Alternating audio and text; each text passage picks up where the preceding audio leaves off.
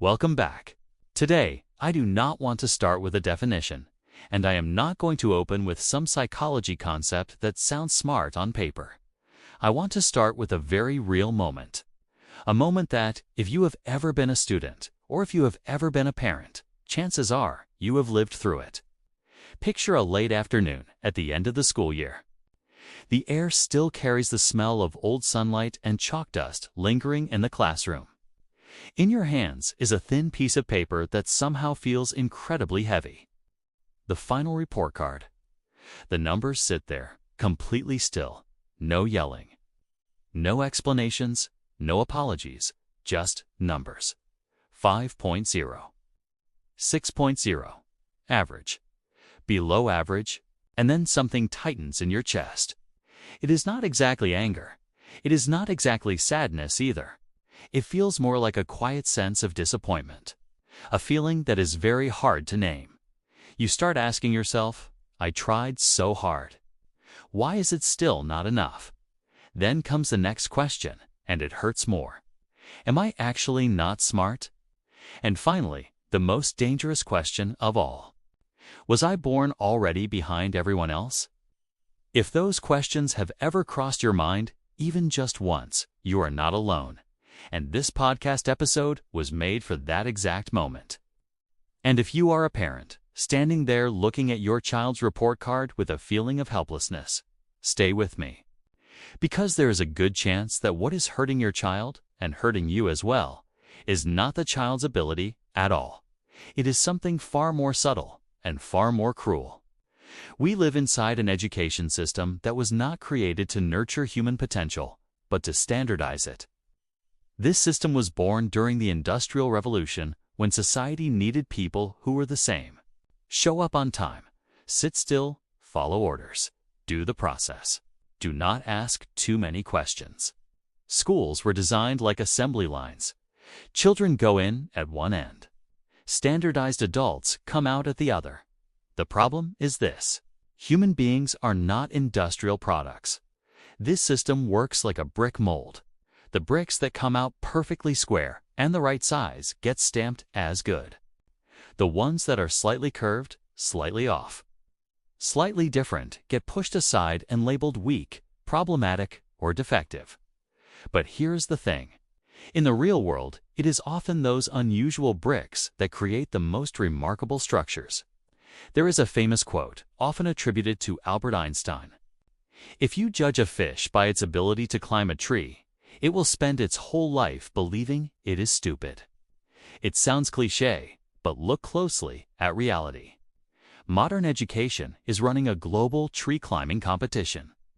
The monkeys win, collect certificates, and receive applause. The fish grow up feeling ashamed. The birds feel confused. The elephants start believing they are a burden.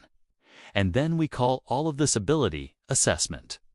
The most important thing I want you to take away from this first part is a very simple truth, and also a very difficult one to accept.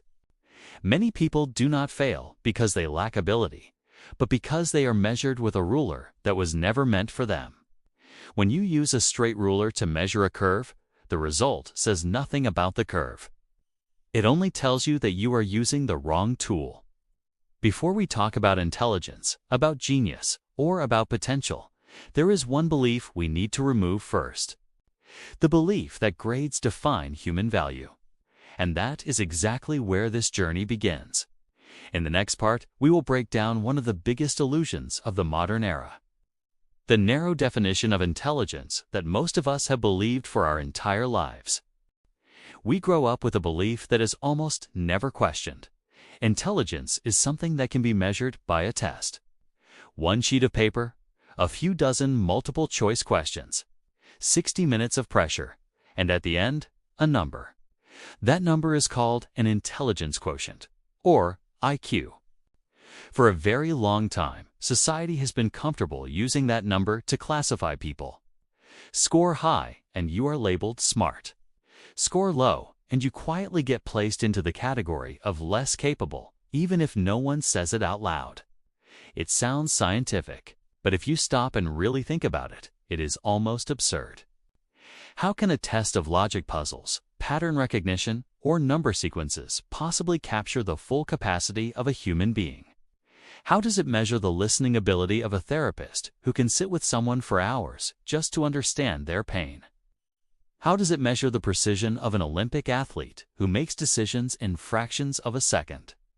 Or the refined sensitivity of a conductor who can hear half a beat off and immediately know the entire orchestra is drifting out of sync? And yet, we believe in it. Not because it is correct, but because it is convenient. A single number makes society easier to manage, easier to group students, easier to select candidates, easier to filter people out, and slowly, that number stops being just an academic metric.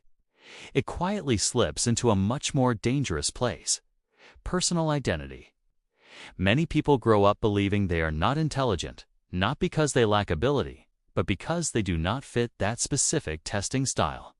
Fortunately, history always has people brave enough to say, "Hold on, something is not right here." In 1983, at Harvard University, a psychologist named Howard Gardner did something the academic world was not very comfortable with. He published a work called Frames of Mind, later widely known as the theory of multiple intelligences. Instead of asking who is smarter than whom, Gardner asked an entirely different question. What kind of intelligence are we talking about? His argument was simple, but it had explosive impact. Intelligence is not a single block. It is not one shared energy bar where whoever has more wins. The human brain is more like a multi-core system. Each person is born with a different configuration. Some people are strong in language processing. Others excel in visual and spatial thinking. Some are highly sensitive to sound. Others are exceptionally skilled at reading human emotions. The issue is not who is better than whom. The issue is who is strong at what. At first, Gardner identified 7 types of intelligence. Over time, he expanded the framework to 9. 9 different ways of understanding the world. 9 different paths for creating value. But this is where the tragedy begins. Traditional education systems truly recognize only 2 of them: linguistic intelligence and logical mathematical intelligence. If you write well, solve math problems efficiently, congratulations. You are a model student. You earn high grades, receive praise, and gain recognition. You grow up feeling valuable. But what if you are not strong in those 2 areas? The other forms of intelligence might as well not exist inside the classroom.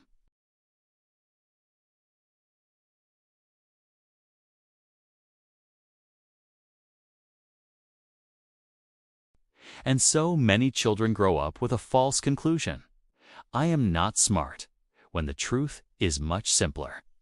The system is only searching for one specific type of brain, while all other configurations are quietly ignored. Before we go deeper into each type of intelligence, there is one thing you need to understand right now. No one is stupid. People are simply placed in the wrong environment and judged by standards that were never meant for them. And once you truly understand that, many old wounds finally get a chance to heal. In classrooms years ago, you probably saw a child like this, or maybe you were that child. Sitting at the back of the room, the textbook open, but the pen busy filling the margins with drawings.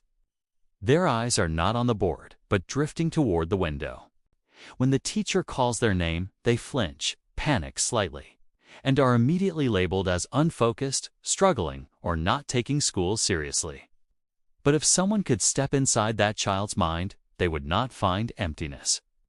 They would find images, a lot of images. These are people with visual spatial intelligence. They think in shapes, colors, layouts, and the relationships between objects in space. When they hear a story, they do not store it as words, but as scenes playing like a movie in their head. When they face a problem, they do not think in sentences. They think in diagrams. In a traditional classroom, this kind of thinking barely survives. But in the real world, these people become architects, directors, designers, engineers, and surgeons. Can you imagine a brain surgeon who is good at math but cannot visualize the 3-dimensional structure of the human body? There are jobs where a lack of spatial intelligence does not just lead to poor grades, but to life or death consequences. Then there is musical intelligence. Children who tap their pencils, bounce their legs, or quietly hum during class are often seen as disruptive or noisy. But for them, sound is not a distraction. It is how their brain processes information. These people are sensitive to melody, rhythm, and pitch. They remember better when they hear, sing, or move to a beat. They hear order inside what sounds like chaos. In the classroom, this ability is overlooked. But out in society, these are musicians, composers, sound producers, audio engineers, and even powerful speakers who understand the rhythm of language. Then there are the children who can never sit still. They twist, stand up, fidget, ask to leave the room, and touch everything around them. In a quiet classroom, they are quickly labeled as hyperactive, misbehaved, or even suspected of having attention disorders. But these are people with bodily kinesthetic intelligence. They learn by doing, through muscles, reflexes, and physical sensation. Their body is a second brain. They process information through movement that is fast and precise in ways others do not even notice. Try to imagine if Michael Jordan or Lionel Messi had been forced to sit still for 8 hours a day solving calculus equations. The world might never have known their names. Not because they lacked intelligence, but because they were placed in the wrong environment. When a child is forced to sit still while their nature is movement, the problem is not the child. The problem is the chair. The sad part is that many people carry this wound into adulthood. They believe they are unfocused, undisciplined, or not good enough, when the truth is that they were never taught in a way that matched their brain. When you force a fish to run, you will always conclude that it is slow. But that says nothing about the fish at all. And the map of human intelligence does not stop there. There are children whose biggest challenge in the classroom is not that they do not understand the lesson, but that they understand other people too well. They are sensitive to facial expressions, tone of voice, and the emotional atmosphere in the room. They know who is sad, who is stressed, and who feels left out. They talk easily, connect naturally, and often step in to mediate conflicts. Because of that, they get criticized for being disruptive, for talking too much, or for not taking school seriously. This is interpersonal intelligence, the ability to work with people, a skill that, outside the classroom, often determines how far you can actually go in life. On the other end are the quiet children. They prefer to be alone, spend a lot of time thinking, and ask deep questions about themselves and about life. To others, they may seem slow, withdrawn, or lacking energy. But this is intrapersonal intelligence.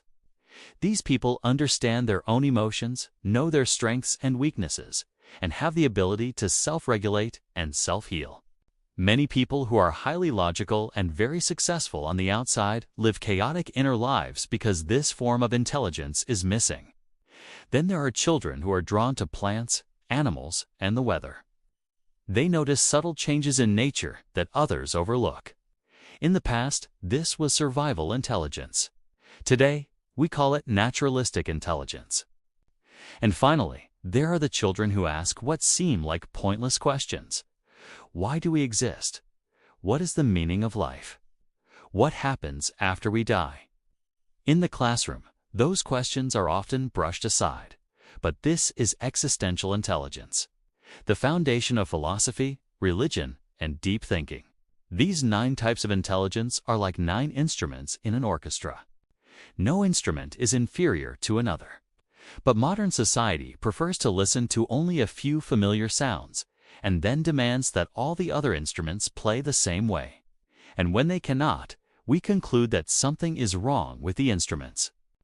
The truth is, many people do not fail because they lack ability, but because they were never given the chance to stand in the right position within this harmony.